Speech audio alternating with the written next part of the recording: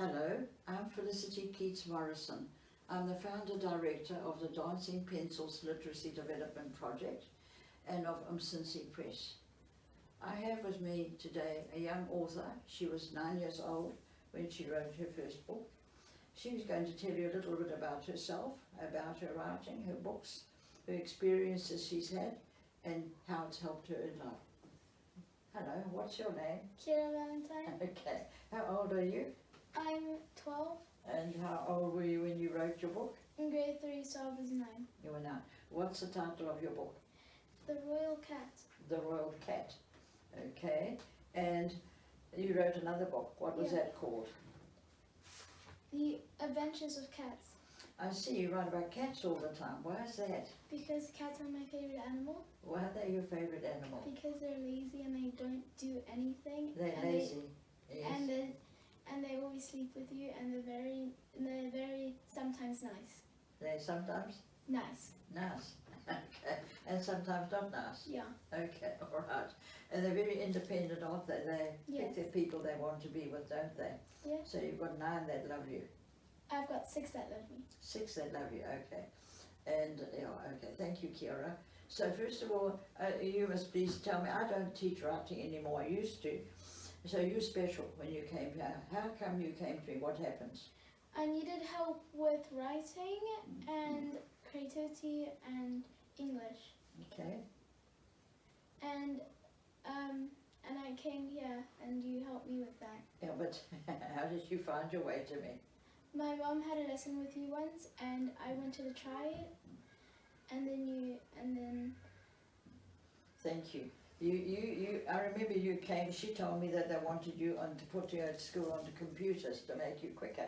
yeah. But she thought, well, you come here and you write.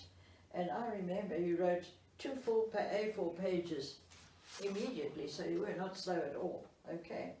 And also that very first time you were with me, you even wrote that book. Can you remember, what did you feel like when you were told? How did you feel about the writing? I thought it was really fun, and I thought it was really fun to make books and go to all the adventures. Yeah, good. You see, that's the thing with the young ones. We give them 3 lessons. First, we unlock their right brains. Then they do a session on an atmosphere. Then we fold 3 pieces of paper like that, and they write their stories. They leave this for their cover, and they write their stories on that paper. And then it was a perfectly publishable story, and all we did was type out what she did, and then she illustrated. I keep crayons like this. They just take whatever colours they want, and they illustrate them. So I think it would be nice if you read us your whole story. Do you mind doing that? Read it so loud so we can all hear. Once there was a cat. The cat always wanted to be royal, but he had one problem. There was a royal dog.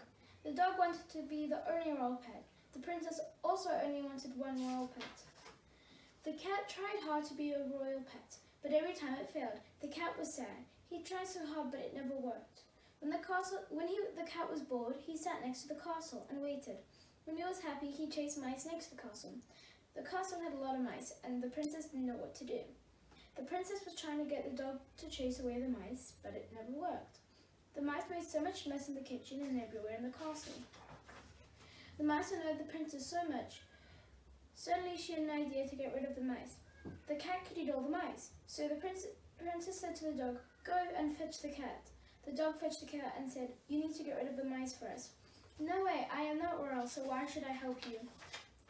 "Because we need your help, please, we'll do anything." "Anything? Let me be royal." "You will have to ask the princess." "Okay, take me to the princess." "Alright, here we go. I will only chase away the mice if I can be royal." "Fine, you can be royal, but you must chase away the mice." "Deal," said the cat, and they lived happily ever after.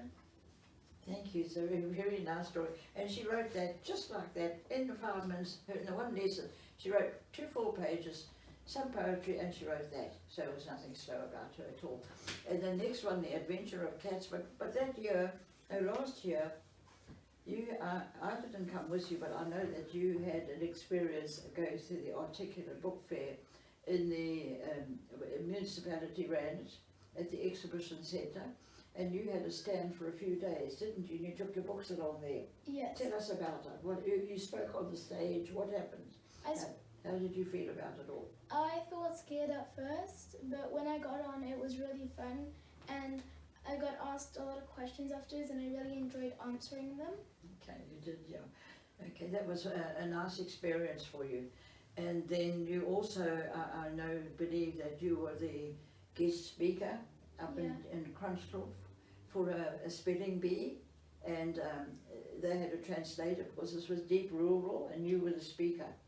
And so tell us about your experience there. I didn't go, so where was it held and how many people were there? Was it children or what? Tell us. There was a lot of children. There were also quite a few parents. It was in a school, I'm not too sure where, but it was really fun to go there. It was really fun to go there, and I had a really fun time answering all the questions and learning the questions in Zulu. Okay, very good. That sounds very nice, exciting. So you like doing that? Yeah. You were supposed to go again, hey, but they cancelled it because of something or other, hey? Yeah. They had another reason. Okay, and then you wrote Adventure of Cats. What's that story about? It's a story about, there's a couple different stories.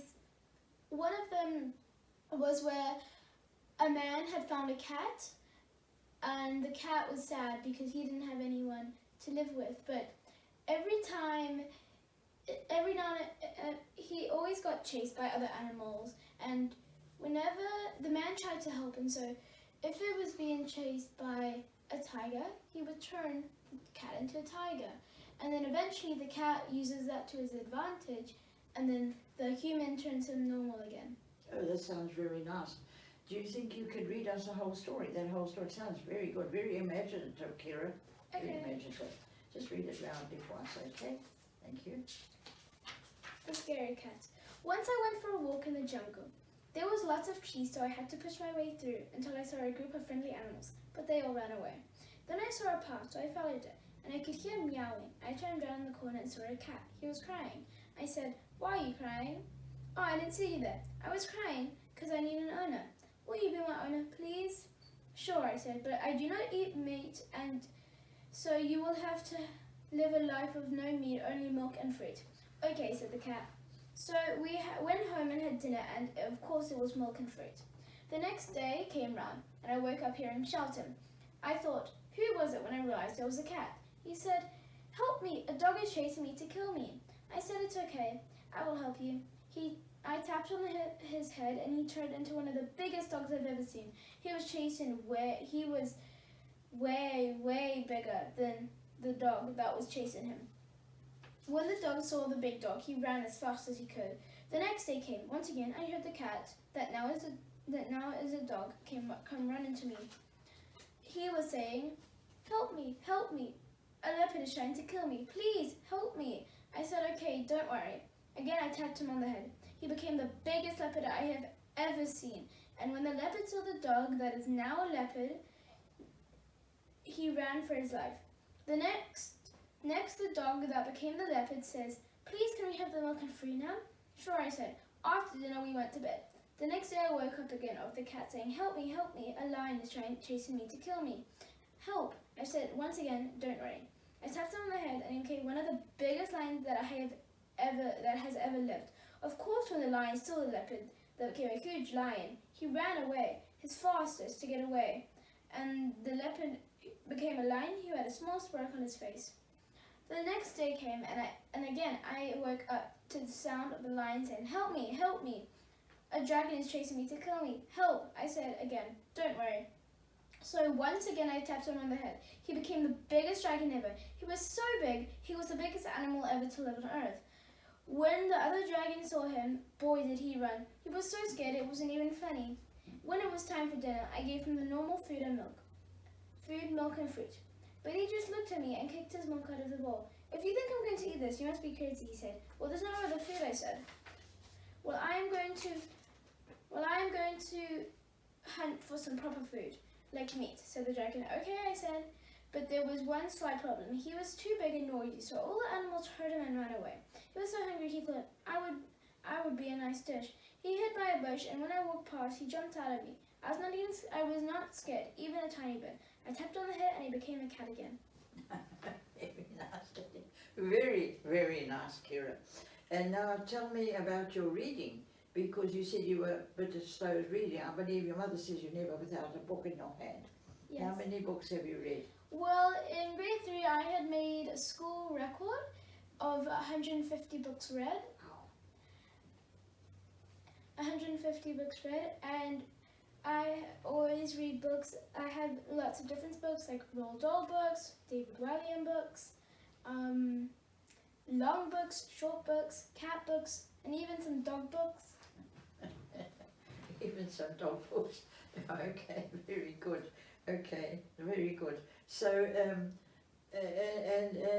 you're a very confident young lady now. You're not worried about, you can talk in front of large crowds. You're not shy at all about doing anything now. So I should imagine that you're going to do very well in life. You're going to be very, very successful. And anything else you'd like to tell us? And if you ever think of adopting a cat, adopt a big one. They're really cute. What was that? If you ever think of adopting a cat, get a big one because they're really cute. Oh, okay. Thank you very much indeed. Well, thank you, Ciara. Thank you very much for chatting to us today. And I hope you write another book sometime. Do you think you're going to? Maybe, yeah. Maybe that will be very nice. Thank you.